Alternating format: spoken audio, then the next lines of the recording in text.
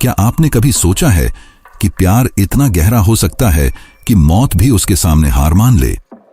जब राधा का आखिरी समय आया होगा तो वहां का माहौल कैसा होगा? कहा जाता है कि श्री कृष्ण की 100 से भी ज्यादा रानियां थीं, लेकिन उनमें सबसे प्यारी राधा थीं। राधा वह थीं जो श्री कृष्ण के पास रहकर भी उनसे दूर थीं।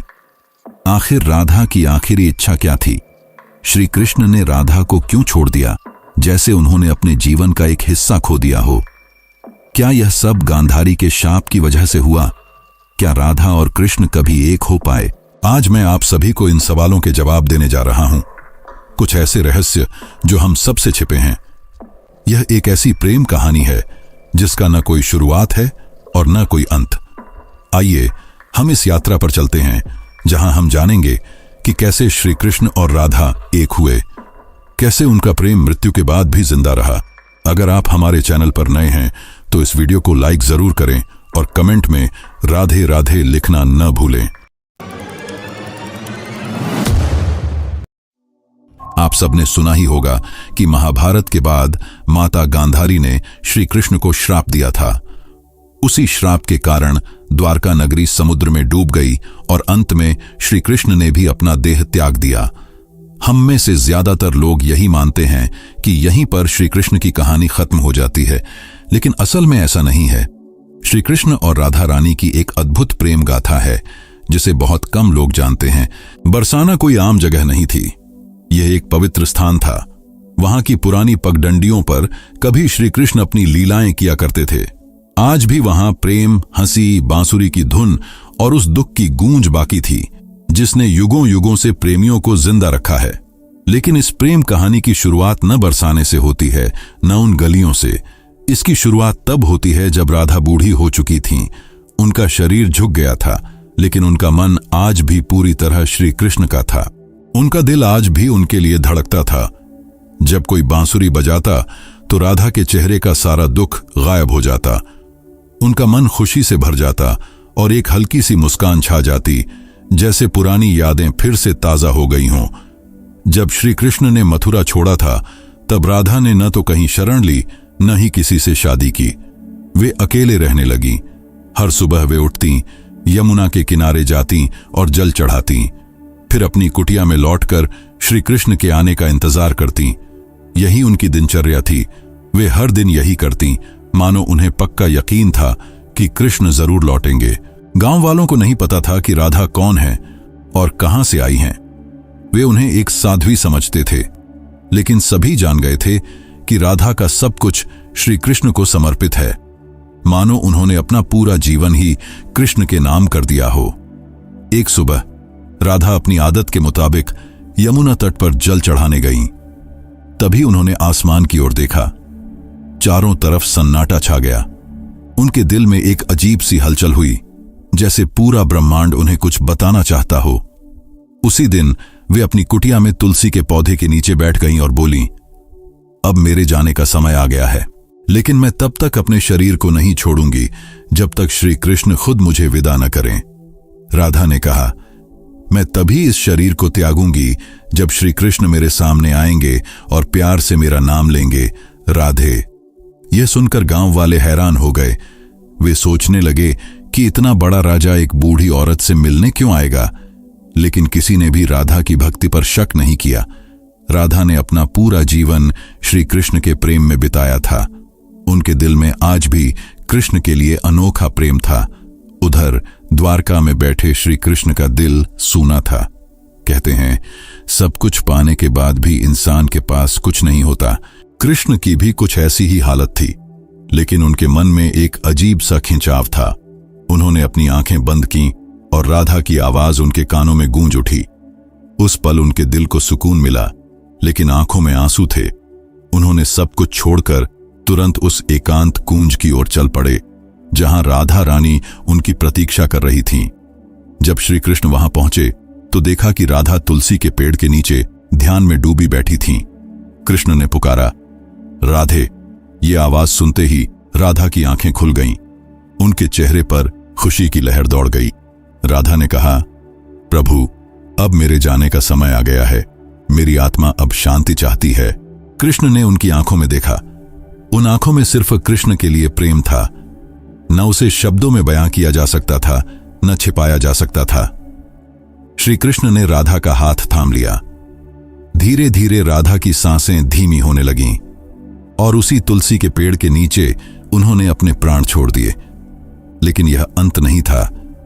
उसी पल एक ऐसा रहस्य जन्मा जिसे सुनकर आप हैरान रह जाएंगे। राधा रानी ने अपने शरीर को छोड़ दिया था और उनकी आत्मा को मोक्ष मिल चुका था, लेकिन उनके आखिरी शब्द अभी भी कृष्ण को भूल नहीं पाए थे।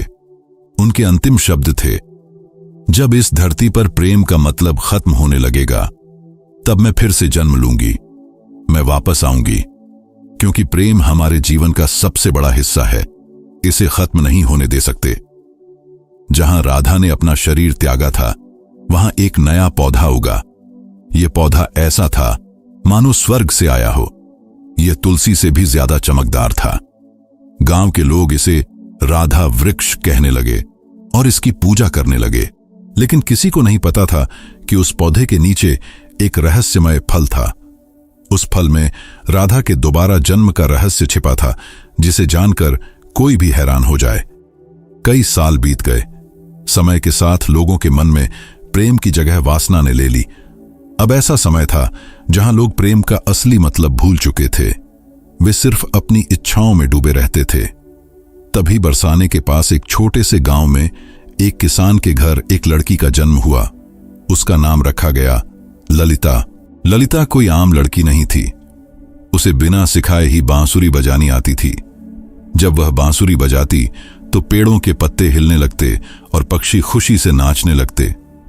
गांव वाले उसे देवी का रूप मानने लगे। वे कहते, इसे देखकर राधा रानी की याद आती है। ललिता अब 7 साल की हो गई थी। एक दिन वह यमुना नदी के किनारे बैठी थी। तभी वहां से एक संत गुजरे। जैसे ही उन्होंने ललिता को देखा, वे रुक गए और बोले, वही आंखें, वही प्यारी मुस्कान, राधा तुम वापस आ गई।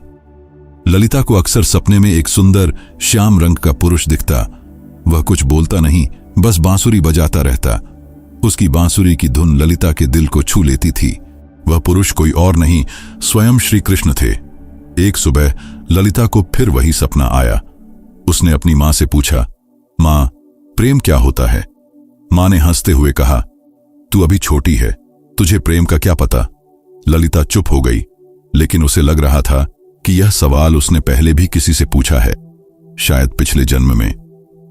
एक दिन जब ललिता 13 साल की थी, वह यमुना के किनारे बांसुरी बजा रही थी। अचानक उसकी बांसुरी से वही धुन निकली जो श्री कृष्ण उसके सपनों में बजाया करते थे।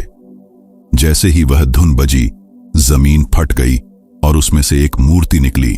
वह एक स्त्री की मूर्ति थी जिसके हाथ में बांसुरी थी। जैसे ही ललिता ने मूर्ति को उठाया, एक दिव्य आवाज गूंजी, तुम लौट आई राधे। ललिता चौंक गई। उसे समझ नहीं आया कि यह आवाज किसकी है और उसे राधे क्यों बुलाया जा रहा है। समय बीतता गया। अब ललिता का व्यवहार बदलने लगा। उसे जानना था कि वह आवाज किसकी थी, उसका जन्म क्यों हुआ, राधा कौन है और प्रेम और कृष्ण जैसे शब्द उसे इतना क्यों आकर्षित करते हैं। अब आगे की कहानी और भी रोमांचक और रहस्यमयी होने वाली है, तो उससे पहले इस वीडियो को लाइक करना ना भूलें। उसी समय एक संत हिमालय में कई सालों की तपस्या करके बरसाने लौट रहे थे। जब उन्होंने ललिता को देखा तो वे हैरान रह गए। वे बोले, कई युग पहले मैंने राधा की ऐसी ही आंखें देखी थीं।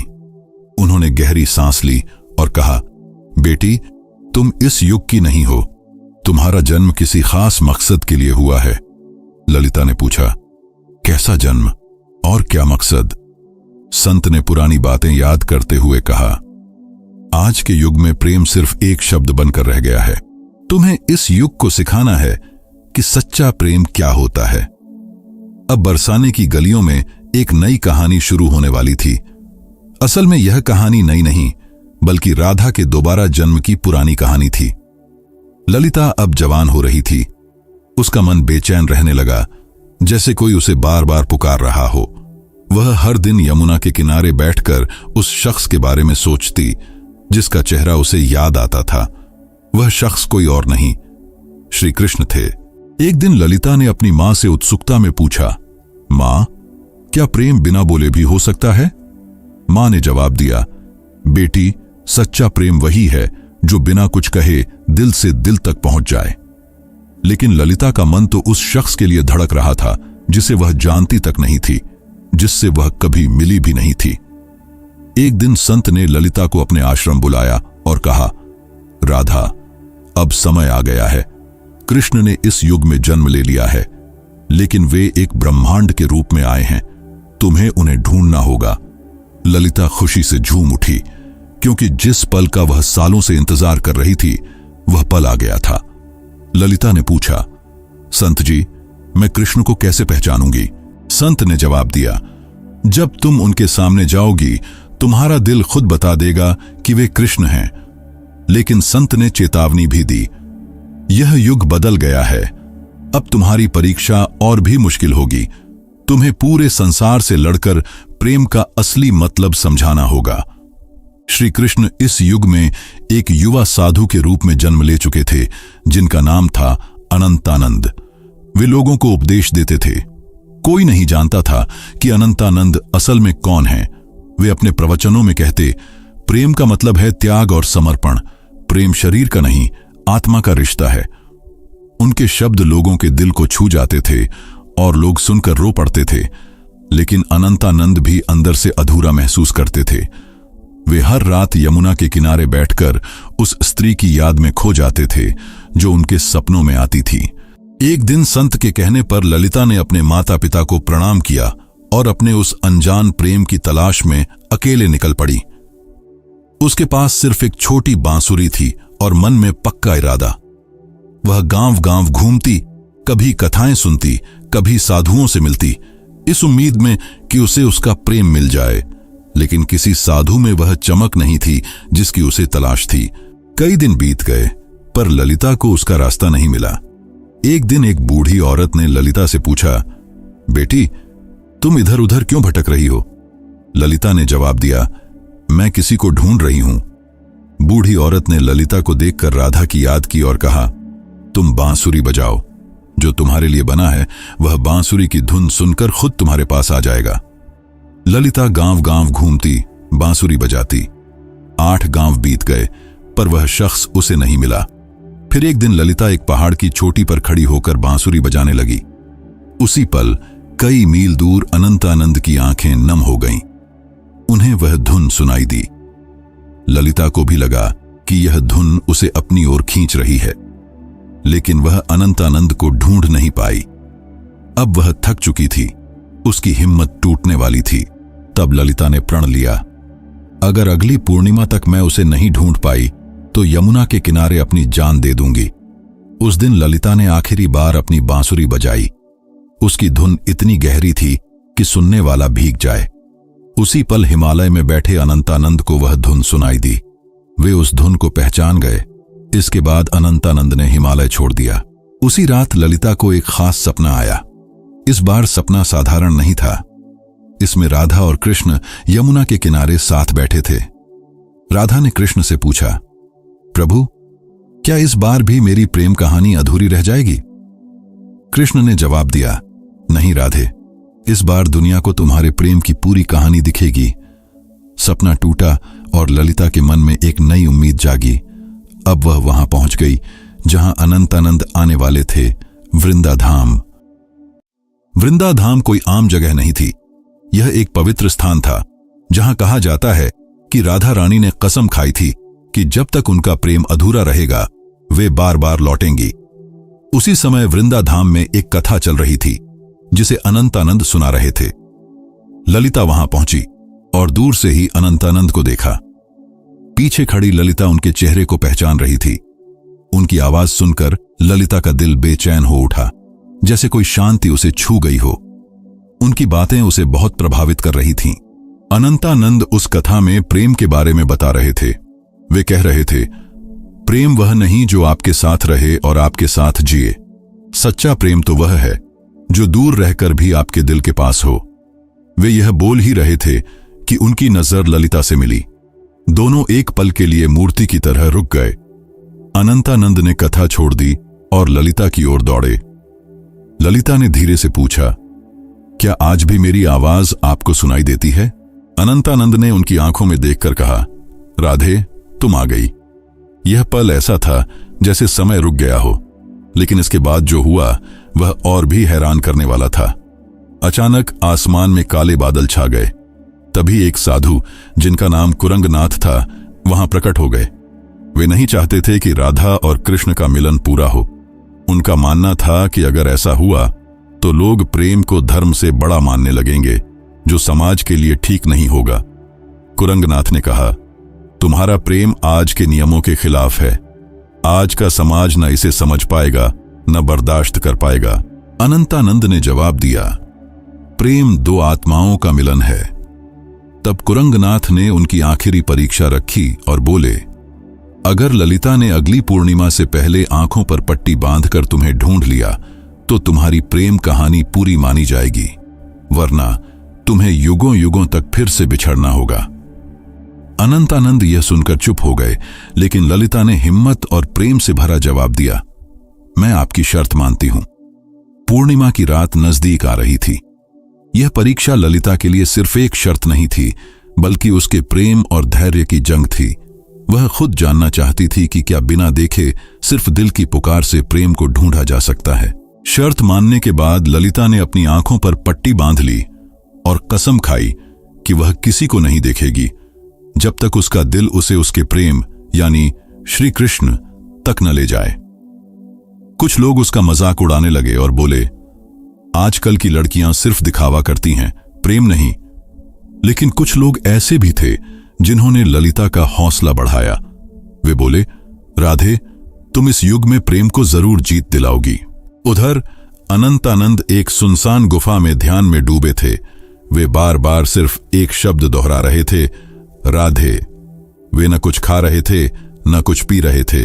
उनके शिष्य घबरा गए और बोले, गुरुदेव, अगर आपने कुछ नहीं खाया तो आप जीवित नहीं रह पाएंगे।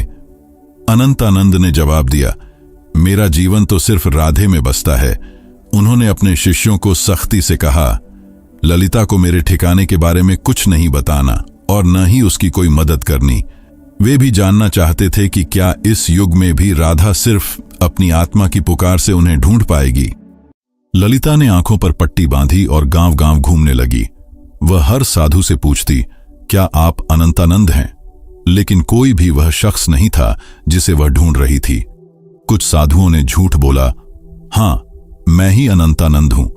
लेकिन ललिता का दिल उन्हें पहचान गया कि वे उसके प्रेमी नहीं हैं। एक दिन एक साधु आया और बोला, मैं ही अनंतानंद हूं। ललिता एक पल के लिए रुकी, लेकिन फिर बोली, आप में चमक तो है, पर वह आत्मा नहीं जिसकी मुझे तलाश है। उसी पल उस साधु ने अपना रूप बदल लिया। वह असल में कुरंगनाथ था, जिसने ललिता को भटकाने के लिए यह चाल चली थी। गुस्से में कुरंगनाथ बोला, तू अभी तक नहीं टूटी, आखिर कैसा प्रेम है तेरा? ललिता ने हिम्मत से जवाब दिया, मेरा प्रेम इस युग और तुम्हारी सोच से बहुत बड़ा है। इसे शब्दों में नहीं समझाया जा सकता। यह सुनकर कुरंगनाथ वहां से चला गया। ललिता ने हर जगह खोज की और आखिरकार उस गुफा के पास पहुंच गई जहां अनंतानंद ध्यान में डूबे थे। जैसे ही वह अंदर गई, उसे किसी खास मौजूदगी का एहसास हुआ। ललिता ने उन्हें पहचान लिया और अपनी बांसुरी उनके पैरों के पास रख दी। उसने पूछा, क्या आप वही हैं जिन्हें मैं ढूंढ रही थी? अनंतानंद ने बांसुरी उठाई और वही धुन बजाई जो ललिता को यमुना के किनारे और सपनों में सुनाई देती थी। फिर उन्होंने ललिता की आंखों की पट्टी खोली और कहा, राधे, इस बार भी तुमने मुझे अपने शरीर से नहीं बल्कि अपने दिल और आत्मा से पहचान लिया। दोनों की आंखों में आंसू आ गए। उनकी आंखों में कई सालों की थकान थी जो अब खत्म हो रही थी। तभी एक साधु आए और बोले, राधा और कृष्ण, तुम्हारा प्रेम तभी पूरा माना जाएगा जब समाज इसे स्वीकार करेगा, तभी यह रिश्ता पवित्र साबित होगा।